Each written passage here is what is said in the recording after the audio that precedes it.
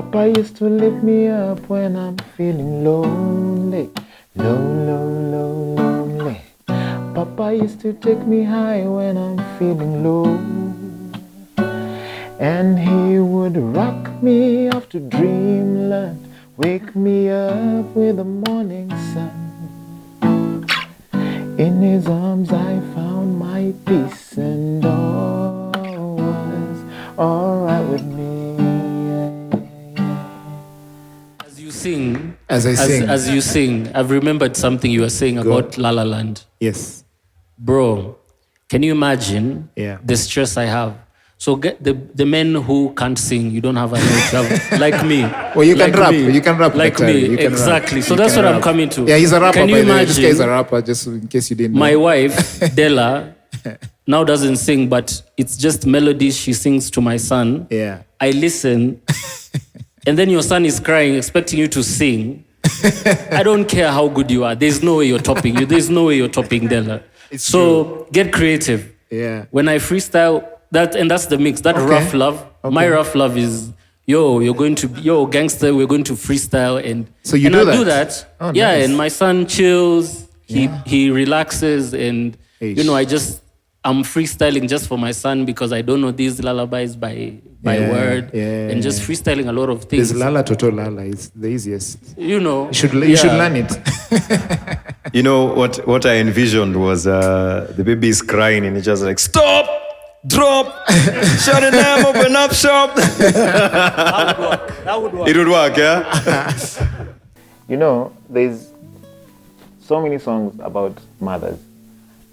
And very few about dads. Reason, I don't know why, because we have amazing fathers out there. And this song in particular is one of my favorite songs because it just speaks of how deep and intense and absolutely fulfilling and wholesome how a father's love is. For myself and my experience, my dad was always there for us. He was very present to the best of his ability. And this song in particular, actually, he was present in many ways. He was present when it came to providing. He was present when it came to education. He wanted to give me the best, give us, all of us, the best education. Took us to the best schools, even though he could not afford it, But then there's this one time that I always remember rather, I really can't forget, is when I was about, I think 12 years old. No, I was 12, maybe 10, not sure the age I was.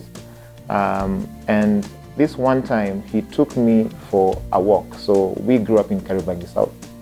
And he took me for a walk from Kariobangi South all the way to Moja, and then we walked back again. And a big chunk of this time, he was holding my hand as we were walking. I don't remember what we spoke about. I don't remember the conversations, but it was so surreal. Just even just holding your father's hand, it's so powerful. And I said to myself, that is something that I'd want to give to my son every day, and he would see it as something that is normal to him. He would feel the love every day when I hold his hand, and he can feel protected, he can feel loved, So father's love for me is it's everything, to be honest. There's so much security that you feel, so much love, so much, just wholesomeness again. And we need, as men, to be intentional when it comes to this. Again, you have to get to a point where you're very, very vulnerable, because that way you can be able to dig deep, and your son can get, I say son because I have a son, okay?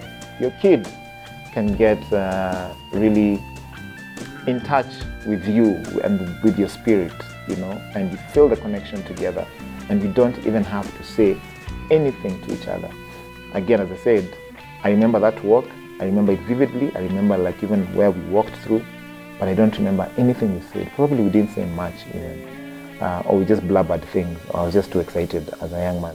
I had my son during COVID, and you can attest, Georgie can attest, where we had full access in a way because there was lockdown and you had to be there. I didn't picture myself before that I will be there full time with him, attending to him, because our schedule also gets really crazy and we had this whole crazy tour lined up and I was going to leave the country for such a long time.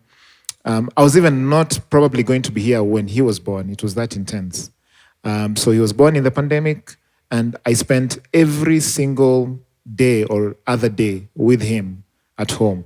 And now, there's a time now when he was 10 months old, my wife is from Burundi, so my wife took him to see now his Burundian side for about 6 weeks. This was the longest ever time of my life because I was so used to being with him. And the first Sunday that I was not with him, because Sunday is just that free day where it's the whole day from morning till evening you're with him. And that Sunday I got depression, completely depressed because he wasn't there. And I started writing. Now I just poured my emotion into music. And this is the song that came to be. It's called...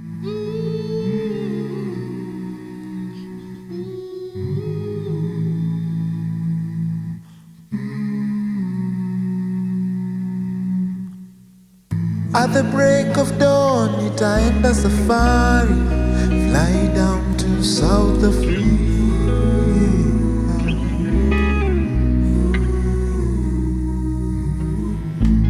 Makes me sad, I will miss your birthday. Nani kama si mara ya kwanza. Nisamehe. Papa will be back soon. I will do whatever it takes to make you smile. Papa will be back soon. I will never leave you. I will do whatever it takes to make you smile.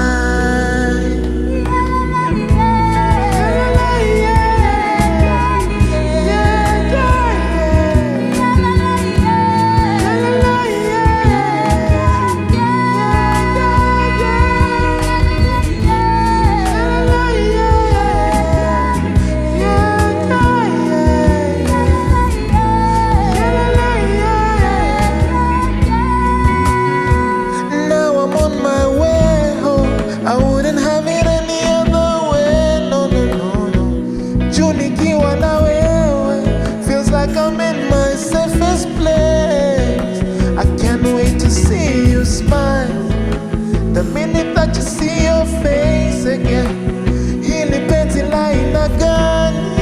Oh, it feels like amazing grace. Yeah, everything I do it for you and your mama. Uliza kiatu vile nimekaza kamba. I do my best to be a good papa. Nataka mpaka ujue kichaka. Can't wait for you to know your purpose.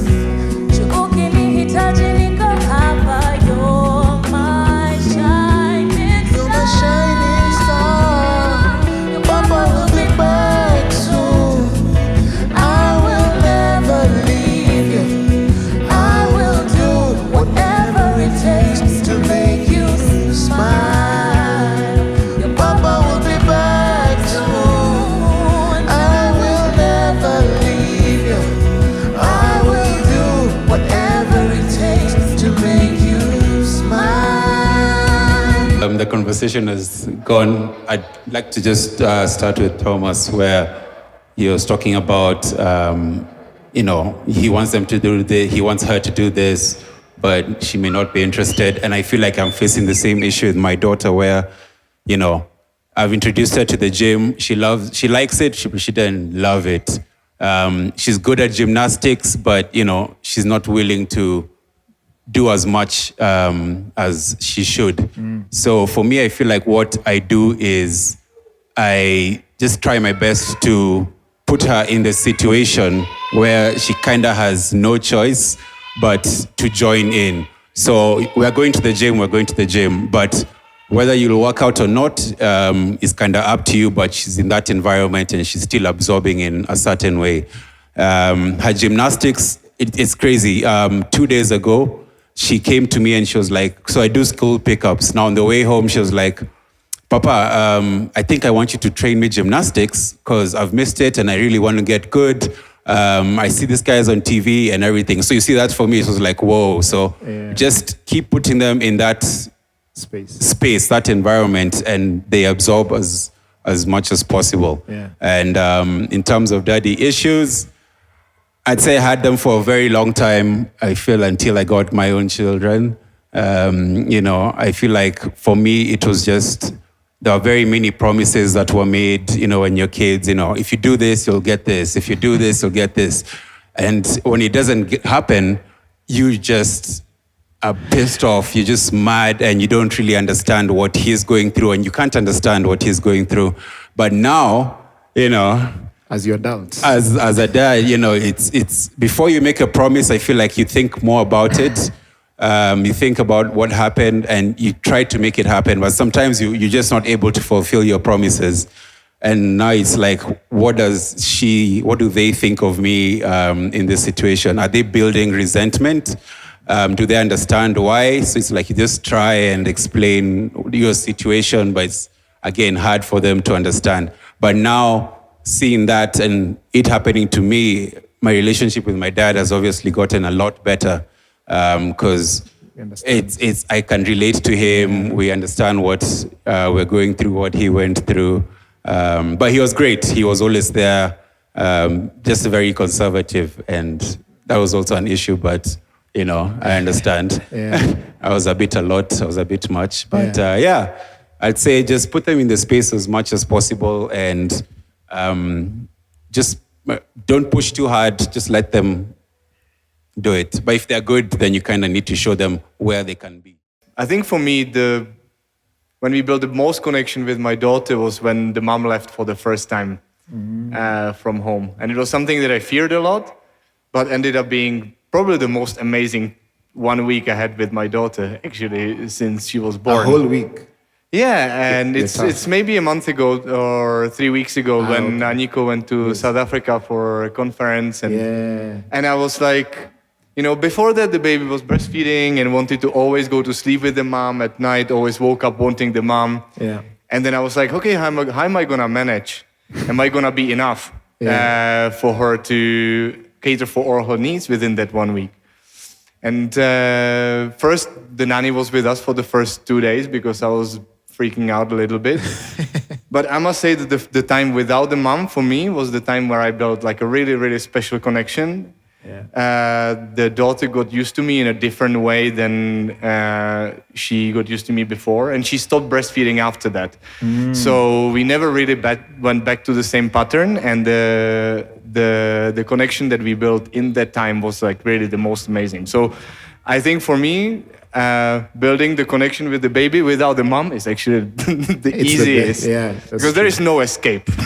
There is no escape for the baby, and the baby knows it, and there is no escape for you, and you know it. So I think that's for me like probably the best and the strongest moment. And I think we built something that never went away. And even now she wakes up at night, maybe crying because of teeth or something, and I'm now able to handle her just as much as the mom can. And that's really empowering for me as a dad. And I love it, that I'm able to put the baby to sleep. I'm able to make her not cry. And I know that whatever happens, we can travel together, mom can go, and we are just fine. Nice, man. Awesome.